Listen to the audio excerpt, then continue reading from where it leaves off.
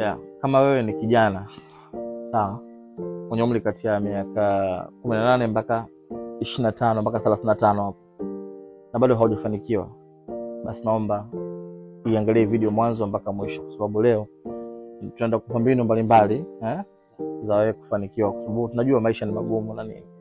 Yeah. Hebu ueleze kidogo Chatu. Yaani kifupi ni kwamba najua kuna vijana ambao mnatuangalia sasa hivi na hamjala mpaka muda huu kabisa, na hamjui mtakula nini kabisa, au leo utapata hela ya kula kabisa. Unaona upo tu hapa unashangaa, lakini bado unalo. Labda nikwambie kitu kimoja. Hata sisi tunatoona hapa mpaka muda huu sasa hivi ni saa 7 inaelekea saa 8. Hatujala kama wewe. Na wala tujui tutakula nini. Na tujui tutakula wapi. Tupo wengi kifupi. Pumbavu. Unajua ndio ushauri tunalala, hatuna chochote. Bwana, sisi hatuna hela. Tumekuja hapa Kibira Auto Garage. Naam. Kwamba tajiri, tunaomba tufanye tangazo kwa sababu sisi ni mafukara.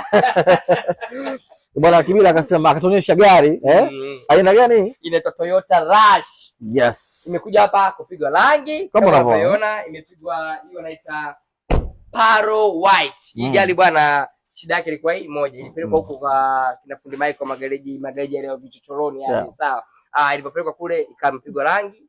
Walipata rangi ya nyumba mwanzoni. Ikawa ya njano. Kwa hiyo ilipokuja hapa kwa Kibira tukae kama kawaida tukaungua ile rangi kabaki bati. Kibira kaichapa hii Paro White. Tutakuonesha utaiona vizuri. Hapa ni kidogo tu, lakini mambo haya mazuri yanapatikana Kibira Auto Garage. Bwana, hii Kibira Auto Garage ipo mkabala na kitambaa cheupe hapa Sinza.